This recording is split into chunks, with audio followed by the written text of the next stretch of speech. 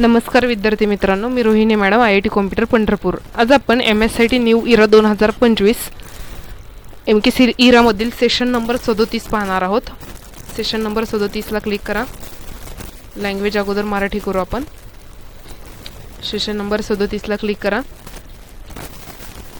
Office skill ह्याच्यामध्ये आपल्याला knowledge check सोडवायच्यात.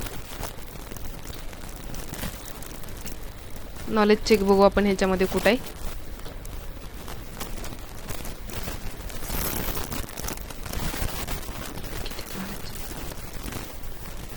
ठीक आहे, इथं आहे test of your knowledge. Knowledge चेकला क्लिक करा.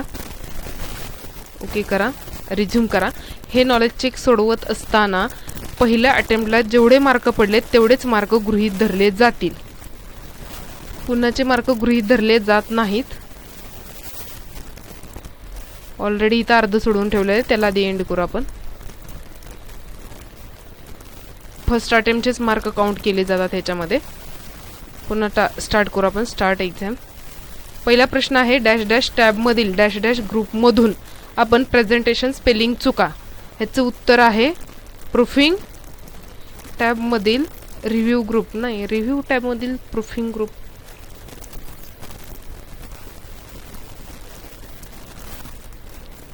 पर्याय क्रमांक 4 सबमिट. पुढचा प्रश्न आहे स्पेलिंग ट्रान्सलेट अँड लँग्वेज पर्याय. हा रिव्ह्यू टॅबमध्ये आहे. पर्याय क्रमांक 1 सबमिट करा. एस करा. समोर एंड एक्झाम टाईप करा. कन्फर्म करा. ओके करा. पुन्हा ओकेला क्लिक करा. इथे लास्ट अटेम्प्ट आपला आउट ऑफ आलाय. मार्क पूर्ण मिळालेले आहेत. पुन्हा पुढचं नॉलेज चेक घेऊयात आपण. पुन्हा नॉलेज चेकला click. Okay. Start exam. Business speech तुम्ही कुणाला सादर करत असता. पर्याय क्रमांक 2 तुमचे गुंतवणूकदार. ऑफलाईन मोडमध्ये जास्त पॉवर पॉईंट टेम्पलेट्स मिळवण्यासाठी मोर थीम्स. पर्याय क्रमांक 4. सॉर्टर पॅनलमधून तुम्हाला एक स्लाइड डिलीट करायची आहे. Delete slide. पर्याय क्रमांक 1. तुमच्या स्लाइडमध्ये तुमच्याकडे डेटा आहे जो एक्सेल शीटमधून फॉर्मॅट केलेला आणि इम्पोर्ट केलेला. आता तुम्हाला फॉर्मॅटिंग बदलायचे आहे. Edit data. पर्याय क्रमांक 3.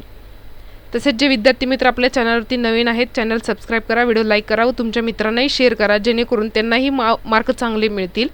आणि बेल आयकॉनवरती क्लिक करा. तुम्हाला नवीन व्हिडिओचे नोटिफिकेशन्स मिळत राहतील. पुढे आपल्याला सोडवायचा आहे सिम्युलेशन प्रश्न. स्टार्ट करा. पहिला प्रश्न आहे मायक्रोसॉफ्ट पॉवर पॉईंट विविध प्रकारचे टेम्पलेट प्रदान करते, म्हणून MS पॉवर पॉईंटमध्ये शोध बारमध्ये बिझनेस स्पीच टेम्पलेट शोधा. इथे बिझनेस स्पीचला क्लिक करा. ह्यातलं बिझनेस स्पीच टेम्पलेट 2 नंबरचं आहे, त्याला क्लिक करून क्रिएटला क्लिक करा.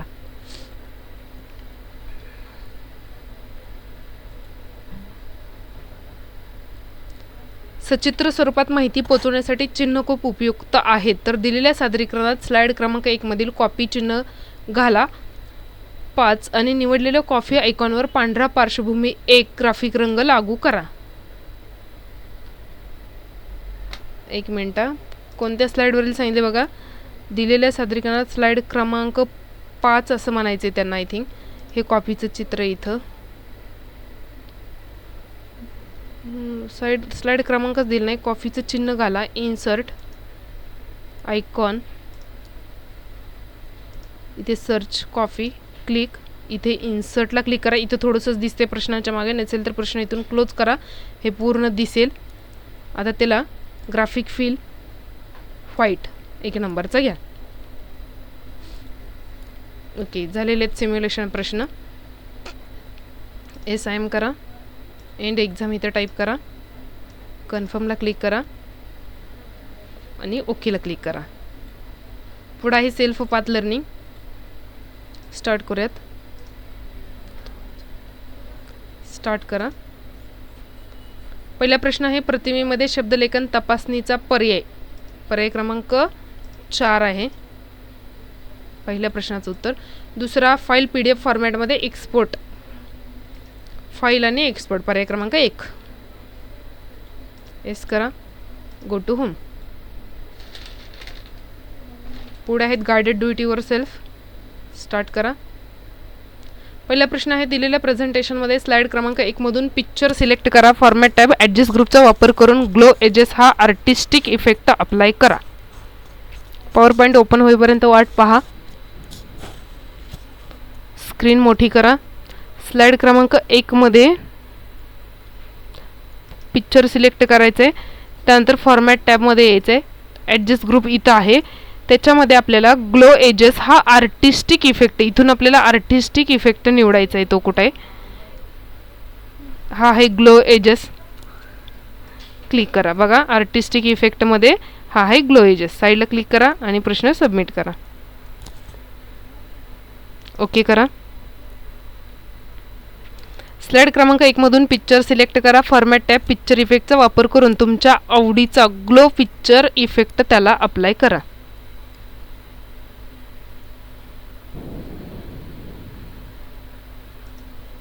पिक्चर सिलेक्ट करा. फॉर्मॅट टॅबमध्ये या. टेक्स्ट इफेक्टला क्लिक करा. ग्लोवरती क्लिक करा आणि कोणताही एक ग्लो इफेक्ट अप्लाय करा. साईडला क्लिक करा आणि प्रश्न सबमिट करा. ओके. दिलेल्या प्रेझेंटेशनमध्ये स्लाइड क्रमांक 1 मधील आयकॉन सिलेक्ट करा. Format tab graphic style group graphic फीलचा वापर करून आयकॉन कलर ब्लॅक टेक्स्ट 1 मध्ये बदला. आयकॉन सिलेक्ट करा. फॉर्मॅट ग्राफिक फील आणि कलर कोणता सांगितला आहे? Black text 1. हा आहे ब्लॅक टेक्स्ट 1. साईडला क्लिक करा आणि प्रश्न सबमिट करा. ओके करा. फाईल टॅब सेव्ह ॲजचा वापर करून दिलेले प्रेझेंटेशन तुमच्या डेस्कटॉपवर रोस्टिंग कॅफे नावाने सेव्ह करा. सेव्ह करायला सांगितले आपल्याला.